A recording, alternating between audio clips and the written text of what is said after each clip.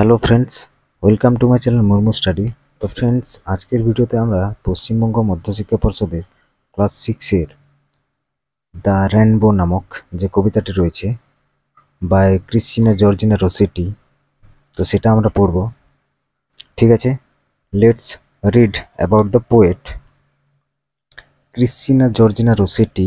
1830 to 1894 was an English poet. তাহলে Christina Georgina Rossetti 1830 সালে জন্মগ্রহণ করেছিলেন এবং 1894 সালে তার মৃত্যু হয়েছিল। ওয়াজ অ্যান ইংলিশ পয়েন্ট, তিনি একজন ইংরেজ কবি ছিলেন। হু রোট, যিনি লিখেছিলেন a variety of poems, a variety of romantic, devotional and children's poem, যিনি লিখেছিলেন বিভিন্ন ধরনের রোমান্টিক, ভক্তিমূলক এবং শিশুদের কবিতা। She is perhaps best known for her poem Goblin Market. তাহলে তিনি সম্ভবত বেস্ট নোন মানে পরিচিত, ফর হার পোয়েম গ্যাভলিন মার্কেটের জন্য তিনি সম্ভবত বেশি পরিচিত। এবার 1 নম্বরটা দেখো, fill in the blanks with suitable words. A, we see clouds in the, তাহলে আমরা মেঘ দেখি, ইন দ্য কোথায় না আকাশে, in the sky. B, the sky gets clear after, তাহলে আকাশ পরিষ্কার হয়, তারপর কি হচ্ছে পরে, আফটার মানে পরে, তাহলে বৃষ্টি হওয়ার পরে আকাশ পরিষ্কার হয়, তাহলে কি হবে the sky gets clear after rain. C এরটা দেখো, an arrow is shoot from a, তাহলে তীর তীর ছোড়া হয় কি দিয়ে না ফ্রম এ বো, ধনুক দিয়ে। D, white is the dash of piece, তাহলে সাদা হয় কিসের শান্তি, তাহলে সাদা হয় সিম্বল অফ পিস, তাহলে শান্তির প্রতীক। তো চলো এবার কবিতাটি শুরু করি। Let's read. Boats sail on the rivers, নৌকা নদীর উপর দিয়ে ভেসে যায়।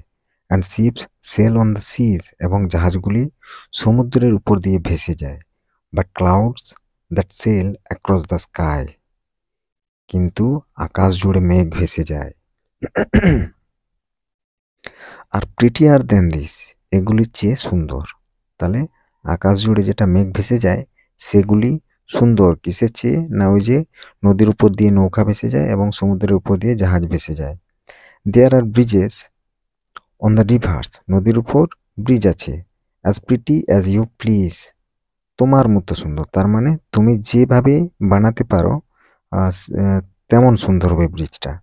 বাট দ্য বো দ্যাট ব্রিজেস হ্যাভেন, তবে ধনুক যা স্বর্গকে সেতু বন্ধন করে বা রাস্তা তৈরি করে, ব্রিজ তৈরি করে। অ্যান্ড ওভারটপস দ্য ট্রিজ, এবং গাছগুলির উপর দিয়ে। And builds a road from earth to sky, এবং পৃথিবী থেকে আকাশ পর্যন্ত একটি রাস্তা তৈরি করে। Is prettier far than this, এগুলির থেকে অনেক বেশি সুন্দর। তাহলে কোনগুলির থেকে অনেক বেশি সুন্দর? ওই যে মেঘগুলো ভেসে যায়, নৌকাগুলো নদীতে ভাসে এবং জাহাজগুলো সমুদ্রে ভাসে, এগুলির থেকে এটা অনেক বেশি সুন্দর। চলো এবার অ্যাক্টিভিটিগুলো সলভ করি। অ্যাক্টিভিটি 1 দেখো, tick the correct alternatives. A, ships sail on the, তাহলে জাহাজ চলে কোথায়, পন্ড, লেক, সি, তাহলে এটা জাহাজ চলে সমুদ্রে, অবশ্যই সি। বি, ক্লাউডস আর প্রিটিয়ার দেন, মেঘ হয় সুন্দর কিসের চেয়ে, তাহলে মেঘ হয় সুন্দর বোটস অ্যান্ড শিপস, তাহলে এগুলোর চেয়ে মেঘ হয় সুন্দর। C, the poet talks about a bow that Bridges, কবি বলেছেন অ্যাবাউট এ বো মানে একটি ধনুকের কথা বলেছেন, দ্যাট ব্রিজেস যেটা ব্রিজ তৈরি করেছে কোথায়, হ্যাভেন, সি না রিভার, তাহলে অবশ্যই হ্যাভেন, স্বর্গে। D, the poet mentions that the road is from, তাহলে কবি উল্লেখ করেছেন যে রোডটা সেটা কোথা থেকে কোথা না, সেটা আর্থ টু স্কাই মানে পৃথিবী থেকে আকাশ পর্যন্ত। এবার নেক্সট দেখো, activity 2, complete the following sentences with information from the text, তাহলে কমপ্লিট করো টেক্সট থেকে, ঠিক আছে।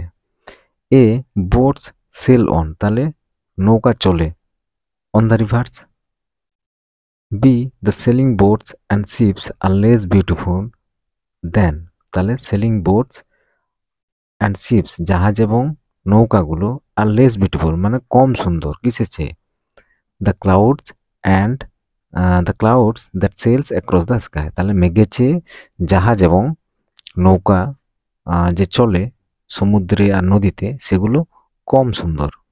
সি. ব্রিজেস আর বুল্ড ওভার, তাহলে ব্রিজ তৈরি হয় কোথায় না নদীর উপর দিয়ে। ডি.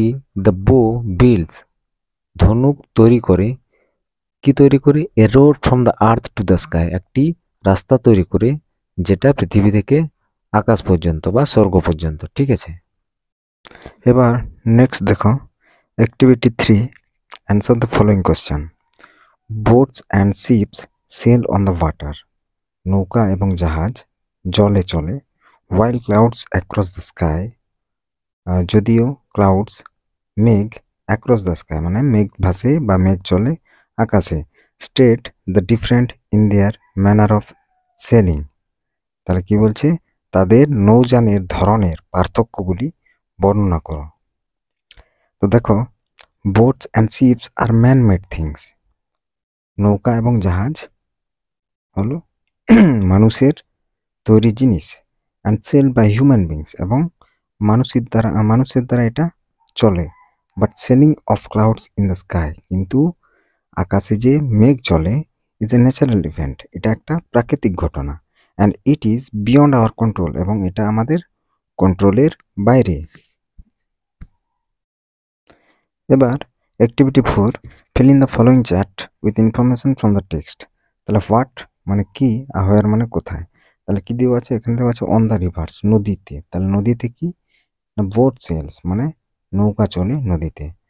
এখানে বিয়েটা দেখো, ক্লাউড সেল মানে মেঘ চলে বা মেঘ ভাসে কোথায়, অ্যাক্রস দ্য স্কাই, তাহলে আকাশের উপরে। সি, কি দেওয়া আছে, ব্রিজেস হেভেন মানে ব্রিজ তৈরি, স্বর্গে ব্রিজ তৈরি করে, কে তৈরি করে, দ্য রেনবো, তাহলে রামধনু তৈরি করে। এবার ডিএটা দেখো, ওভারটপস দ্য ট্রিজ মানে গাছের উপর দিয়ে, তাহলে কি যায় না গাছের উপর দিয়ে, দ্য রেনবো। নেক্সট দেখো activity 5, answer the following questions in complete sentences. A, what is prettier than boats, ship and clouds, কোনটা সুন্দর বোট, শিপ এবং মেঘের চেয়ে, তাহলে নৌকা জাহাজ এবং মেঘের চেয়ে কোনটা বেশি সুন্দর, তাহলে A, rainbow is prettier than boats, ship and clouds. B, what are the clouds compare two,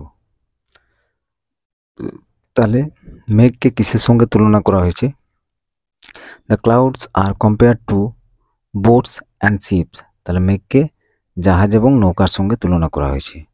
C, how do you think the rainbow builds a road from the earth to the sky, তুমি কিভাবে মনে করো বা কি মনে করো, the rainbow রামধনু তৈরি করে এ রোড একটি রাস্তা, from the earth to the sky পৃথিবী থেকে আকাশে একটি রাস্তা তৈরি করে রামধনু তুমি কিভাবে দেখো বা কিভাবে মনে করো। I think the rainbow builds a road from the earth to the sky as it overtops the tree, তাহলে একটি রামধনু রাস্তা তৈরি করে পৃথিবী থেকে আকাশে as it overtops the tree মানে গাছের উপর দিয়ে। D, which according to the poet is the prettiest of all objects mentioned in the poem, তাহলে কবির অনুযায়ী কোনটা সবচেয়ে বেশি সুন্দর এখানে উল্লেখ করা হয়েছে এই কবিতায়, তাহলে অ্যাকর্ডিং টু দ্য পোয়েট কবির মতে বা কবির অনুযায়ী the rainbow is the prettiest of all objects mention in the poem, তাহলে কবির মতে বা কবির অনুযায়ী রেনবো রামধনু হচ্ছে সবচেয়ে সুন্দর। নেক্সট দেখো activity 6A, read the passage. Standing on the seashore, the four friends were watching the night sky.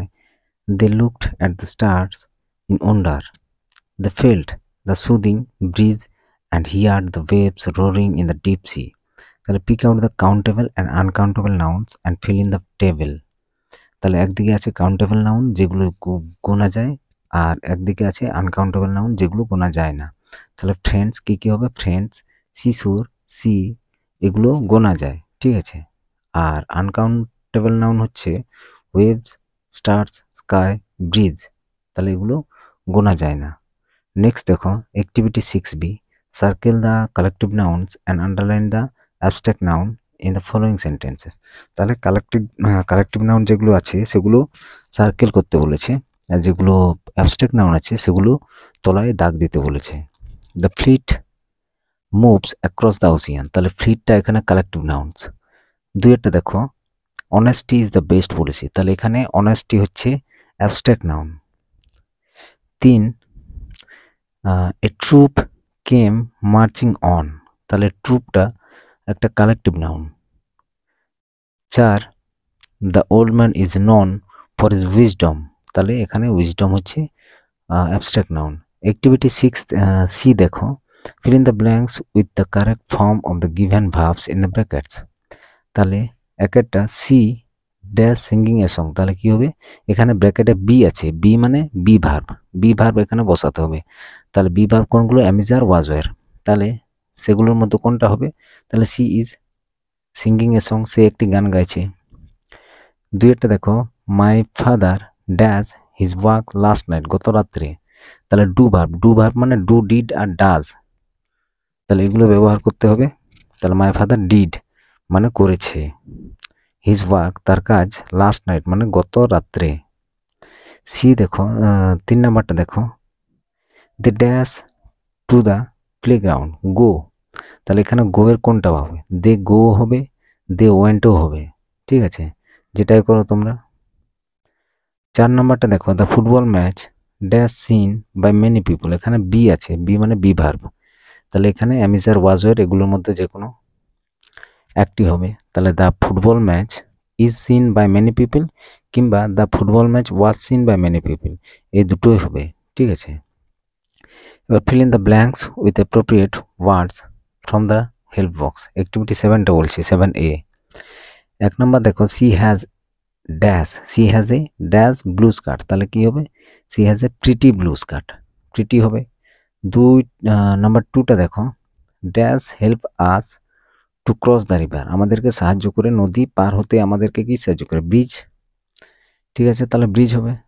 3 number দেখো, ships dash across the ocean, তাহলে শিপস সেল হবে, সেল মানে পাড়ি দেওয়া বা যাত্রা করা, তাহলে ships sail across the ocean. 4টা দেখো, উই মাস্ট প্ল্যান্ট ট্রিজ, আমাদেরকে অবশ্যই গাছ রোপণ করা উচিত বা রোপণ করতে হবে, টু সেভ আওয়ার, আমাদের পৃথিবীকে রক্ষা করার জন্য, তাহলে টু সেভ আওয়ার আর্থ হবে।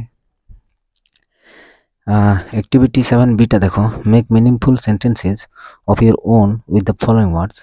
বিল্ড দিয়ে, বিল্ড মানে তৈরি করা, তাহলে I like to build Kajol's, আমি দুর্গ নির্মাণ করতে পছন্দ করি। উইথ স্যান্ড মানে বালি দিয়ে, অন দ্য সিশোর মানে সমুদ্রের তীরবর্তী, তাহলে আমি সমুদ্রের তীরে দুর্গ নির্মাণ করতে পছন্দ করি।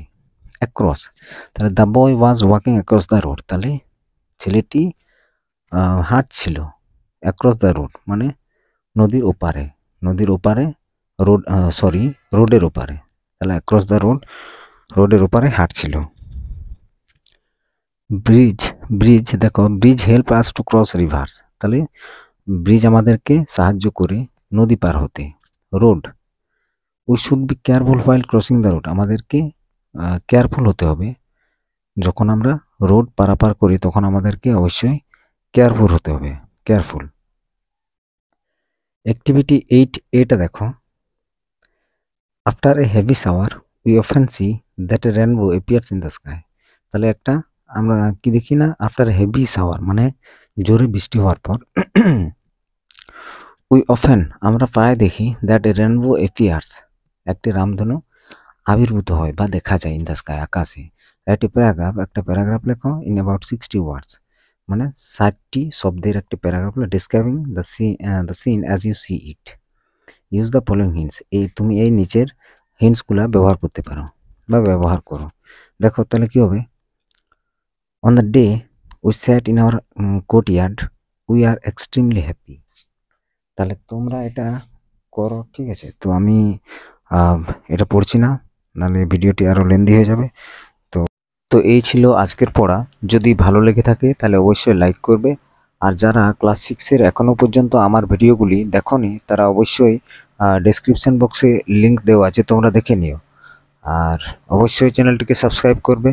ধন্যবাদ সবাইকে। Thank you for watching.